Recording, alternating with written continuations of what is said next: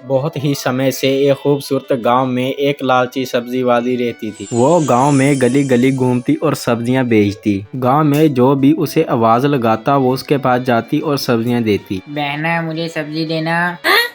सब्जी वाली उस औरत को कहती है, जी बहना आपको क्या सब्जी चाहिए। सब्जी वाली कहती है, आपको क्या सब्जी चाहिए, मेरे पास सारी सब्जियां मौजूद है। ऐसा कहकर वो उसे सब्जियां देती है और वहां से चल पड़ती है। वो अपने खेतों में आ जाती है और अपने खेतों की सब्जियों को अच्छी तरीके से पानी देने लगती है। उसके बाद वो गांव में आ जाती है। गांव की औरतें उसके पास चलते हुए सब्जी लेने के लिए आती हैं। उसकी सारी सब्जियां बिक जाती हैं। वो बहुत खुश होती है। वो दोबारा अपने खेतों में आ जाती है और सब्जियों की टोकरी बार फिर दोबारा गांव की तरफ बेचने के लिए चल पड़ती है।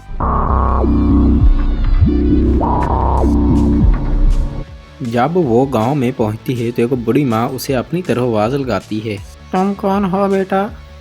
तो सब्जी वाली उसे कहती है, माँ जी मैं इस पास के गांव में ही रहती हूँ, मैं सब्जी वाली हूँ, मैं सब्जी बेचती हूँ। बेटा मेरा कोई नहीं है, मुझे कुछ खाने के लिए दे दो।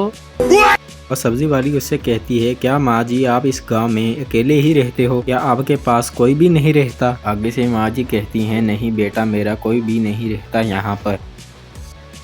तो सब्जी वाली औरत कहती है, माँ जी मैं कुछ आपको फल दे दूंगी, वो आप खा लेना। कोई बात नहीं माँ जी, हम तो हैं ना आपके। ऐसा कहकर वह सब्जी वाली वहाँ से चली जाती है और वह बूढ़ी माँ भी अपने घर की तरफ चली जाती है।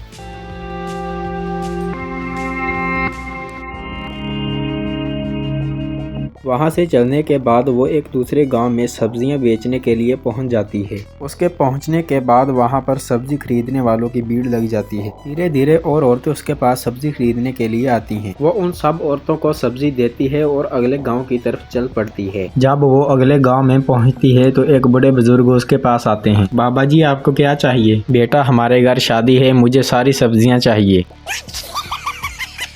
ठीक है बाबा जी, मैं आपको सारी सब्जियां दे दूंगी। वो बाबा जी को सारी सब्जियां दे देती है। बाबा जी सब्जियां लेकर घर की तरफ चल पड़ते हैं और वो सब्जी वाली अपने खेतों में आती है और जानलेवा स्प्रे करना शुरू कर देती है। इस स्प्रे की वजह से सब्जियां भी बड़ी तादाद में होने लगी और वो कमाई भी अच्छी करने लगी। लेकिन गाँव वालों के बच्चों पर उल्टा ही असर होने लगा। बच्चों को छोड़ उस गाँव के जो बुजुर्ग थे उनकी भी आस्ता आस्ता जो तबीयत थी वो भी बिगड़ने लगी। अब लोग सब्जियों की वजह से बीमार थे।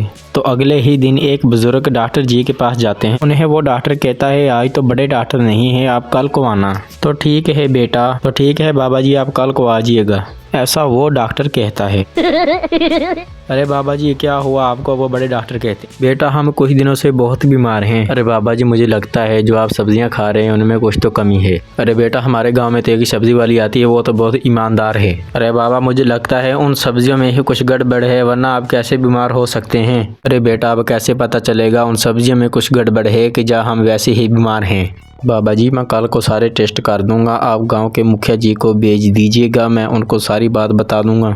ठीक है बाबा जी अभी आप जाएं, मैं कल को सारी बात बता दूंगा मुखिया जी को। बाबा जी उस हॉस्पिटल से चले जाते हैं। अब तो गांव के सब लोगों को सुबह का ही इंतज़ार होता है। तो जब ही सुबह होती है तो गांव जी का मुखिया हॉस्पिटल की तरफ चल पड़ता है। गांव जी का मुखिया चलता हुआ हॉस्पिटल के अंदर दाखिल हो जाता है। गांव जी का मुखिया पूछता है, डॉक्टर जी कुछ पता चला, क्या बात है, लोगों के बीमार होने की क्या वजह है। अरे मुखिया जी मुझे लगता है गांव वाले जो सब्जियां खा रहे हैं उनमें कुछ गड़बड़ है। मुखिया जी ऐसा सुनकर वहां से चले जाते हैं। मुखिया जी सोचते हैं कि मैं सब्जी वाली की खेतों में जाकर देखता हूँ कि क्या माजरा है। वो उस खेतों में चला जाता है और वो सब्जी वाली का सारा माजरा जो है वो समझ जाता है। अरे ये तुम क्या कर रही हो, अरे तुम ये जहरीली खाद क्यों डाल रहे हो। अरे मैं डॉक्टर के पास गया था, उसने मुझे सारी बात बता दी है कि इन सब्जियों में कुछ तो केमिकल मिलाया जा रहा है जिसकी वजह से गांव वाले बीमार हो रहे हैं। ऐसा कहकर वो वहां से गुस्से से चला जाता है। वो कहती है, मुखिया जी मेरी बात तो सुने। उसके बाद वो अपने घर चली जाती है और बहुत ही परेशान होती है कि अब मेरा क्या होगा, मेरी सच्चाई पता चल गई है। सुबह होते ही गांव जी का मुखिया सारे गांव वालों को इकट्ठा कर लेता है और बताता है कि वो सब्जियों में केमिकल मिलाती है जिसकी वजह से हम बीमार हैं। तो क्या हम सब इसकी वजह से बीमार थे।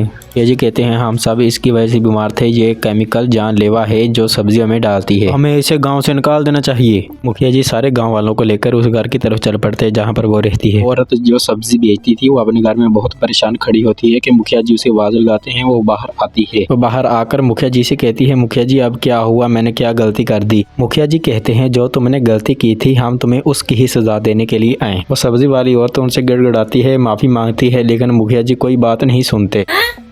गांव के बुजुर्ग कहते हैं अब तुम्हें ये गांव छोड़कर जाना होगा। ऐसा कहकर वो वहां से चले जाते हैं। कुछ ही देर बाद वो सब्जी वाली अपनी तैयारी करती है और गांव से चली जाती है। गांव की औरतें उसे देखती हैं और वो बहुत शर्मिंदा होती है।